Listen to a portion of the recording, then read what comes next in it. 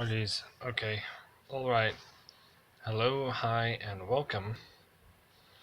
This is going to be my first video in a while here.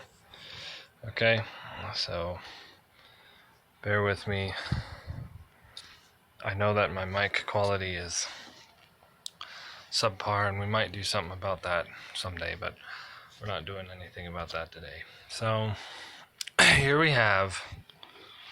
I'll try to speak into the mic. Here we have. I have some EDC items to show you and a bunch of flashlights. This will be an introduction to a long series that I would like to talk mostly about flashlights. That'll be the focus of the talk. So I've acquired quite a few flashlights. And I try to carry them every day. So I have to talk a little bit about some of them. More than others. But I would like to cover some flashaholic talk, and I'd like to talk about some myths and truths about flashlights, especially in a tactical usage and environment. This one does not. These don't have batteries, these two. Because I've retired them. These are both Lux Pro lights, and they were awesome, but better stuff exists. Okay, these are both, I think, IPX5, which is not waterproof, not submersible. Okay, and the reason submersion matters, and I'll mention this briefly, is because when you have something submerged in water, you get what's called the capillary effect. And that means that any kind of crack will absorb water through it. And that capillary action causes the water to seep into the crack, which will go all the way around the threads. Okay, so if there's enough of a crack, it will go all the way around the threads until it's inside the flashlight. Okay, this is why almost no flashlights are totally waterproof, because once they are submerged under enough water pressure, that will work its way down the threads and then into the flashlight. Okay, so that's something you have to be aware of. That's why, these flashlights right here aren't waterproof at all. Okay, I think they're IPX 2 or 3. So, if you spit on them, they'll still work. So here I have my favorite bulk purchase flashlight. These cost about $1 when they're on sale.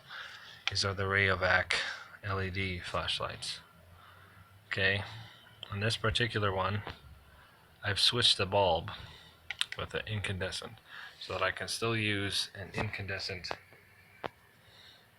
flashlight for stuff, which is nice. It's fantastic. It's not very bright, of course. It looks brighter than it is. Okay, in real life, that is extremely dim. But anyways, nice incandescent. Okay, and then this is what the normal one looks like. And again, it's probably not as bright in real life as it seems in the camera. I don't know if it's fixed.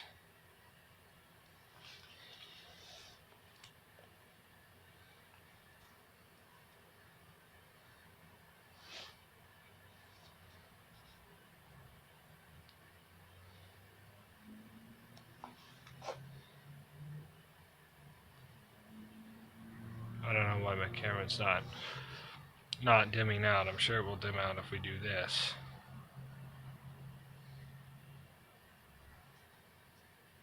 Let's see if we can get it to. Maybe not. Is it fixed? I don't know. I don't know why my camera phone is not not adjusting to the light. Okay. Anyways, maybe that's a good thing because it'll help see the difference in brightness between stuff. But this is, of course, much brighter than this. Alright, and you're not going to see it as well. Oh, that's the can. Okay, you're not going to see it in real life too well.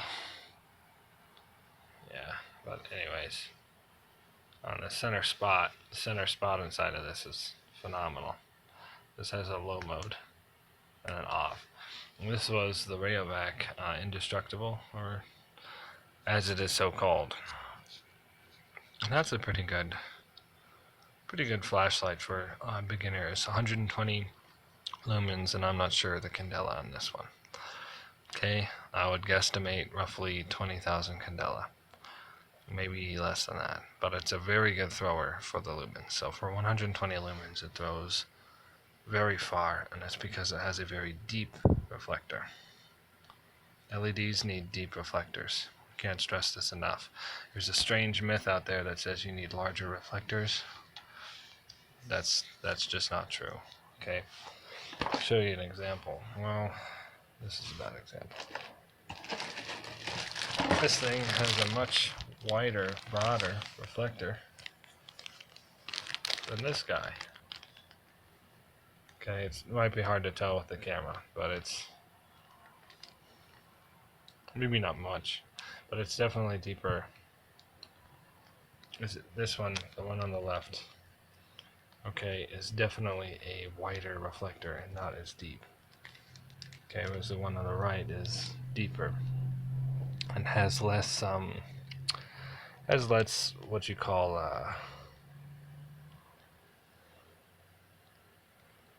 what do you call that? Spill. It has less spill. Anyways, but we'll come back to both of these in a moment here. So I'd like to cover a lot of weird myths and counter myths, some things that people say is a myth about flashlights, this or that. I would disagree. Okay, one myth is that you can't use flashlights like as a weapon, and I don't know. Okay, offensive use of a flashlight in terms of the light causing temporary blindness and temporary sight issues, and then following that through with gunshots or using knives or something right to the neck of a person is a very good way to offensively to kill someone. Like if you were the heel, if you were the bad guy, okay, and you wanted to take money from someone in the middle of the night, I wouldn't come up behind them, okay? I would go straight up in front of them, point a flashlight in their face, okay, pull a gun out and say, whatever I'm gonna say, or even not even a gun, just take a staff and just bat to the knees, okay, then they're down on their knees, okay, then bat to the front of the face, and then take whatever I want, okay. That's, if you were gonna be a bad guy, the flashlight with the bat makes a lot more sense because you can't see the bat coming, okay. And that also works in response, especially in a third-party response to an aggressor, okay. So the flashlights are pretty good weapons, mostly because they're force multipliers, but also you can walk up to somebody, and if they don't have a weapon and you do have a flashlight, you're gonna win. It's that simple. It is strong enough that you can't respond to, okay, even this camera, for example, you can't respond to that. Okay, look at that. That's the low mode. Okay, it's the high mode again. You can't see anything behind that. Okay, I'm not gonna do it with this because it might even fry but I'll do the low mode. That is the moonlight mode. We'll do a full review. This is the AceBeam T21VN, and we'll do a full review, but it's an incredible thrower is what it is. So there's the moonlight, and the camera can pretty much see it, but not the low. Even just at the low modes level, this is, I gotta clean it off, but anyways, even just at the low modes level, can you see my fingers? How many fingers am I holding up? Huh, that's right, you can't see them. Okay, you can see them now, that's what I was doing. Okay, now you can't. Let's transition. Skaboom. Okay, and if I follow that up with like a punch or something, I mean, compared to this now, that low mode is way brighter. It's hard. It's actually still pretty hard to tell.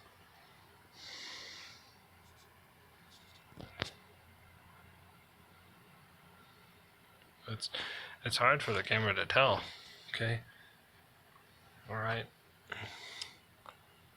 But in real life, you can definitely tell. I'd like to get a good camera. Subscribe, and I'll get a good camera. Okay, guys. I'm just kidding. I don't have quality videos, but I'll have more videos soon. So, anyways, I just wanted to point that out. The other thing is this has a strobe. God, I can feel the heat from that turbo mode. That was not even directly pointed at the flashlight. I mean, directly pointed at the camera. Let's see if I can do this. Okay, look at that. The camera can no longer see anything. Okay. Could actually see some reflection of the Ziploc, but that's because that's really reflective and white in case. Okay, it's also because I have this light on, but whatever. That's a headlamp, by the way. I'm sure you can tell that. Moving on. So this is going to be a long, terrible introduction video, basically, of who I am and the small video series I'm going to go into. Okay, I do have other cycling videos, and I do want to get back into cycling, both the actual sport and into cycling videos. But I thought I'd have a video just to introduce, getting back to what I'm going to talk about. Okay, so I'd like to focus on everyday carry, and I like to focus on my own just flashlight hobby and helping people understand,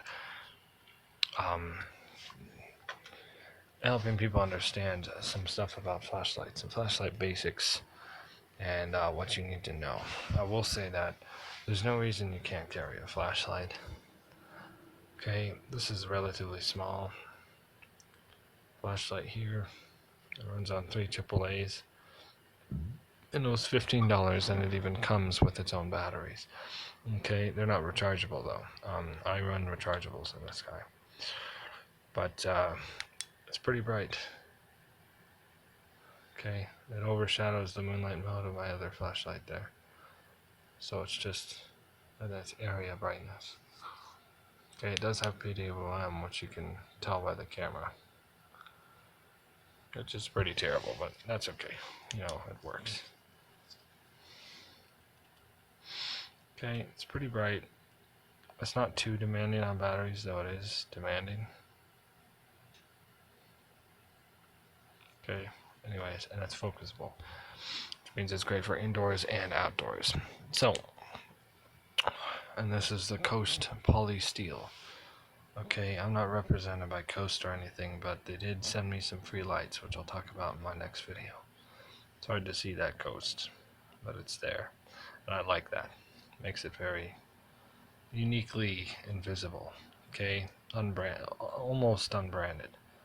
Okay, almost unbranded. And here's a larger version of the same basic light, which is much heavier, and this is something you'd keep around the house. This isn't a EDC light.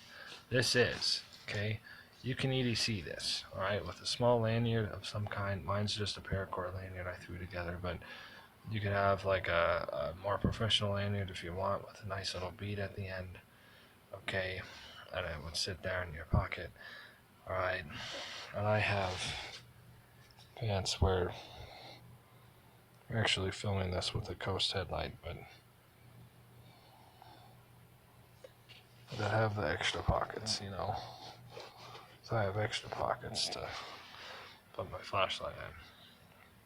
But that's that. That'll have to wrap it up for the intro. Okay. So in the next video, we will talk about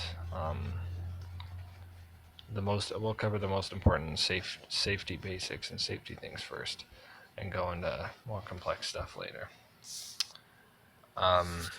Thank you for watching.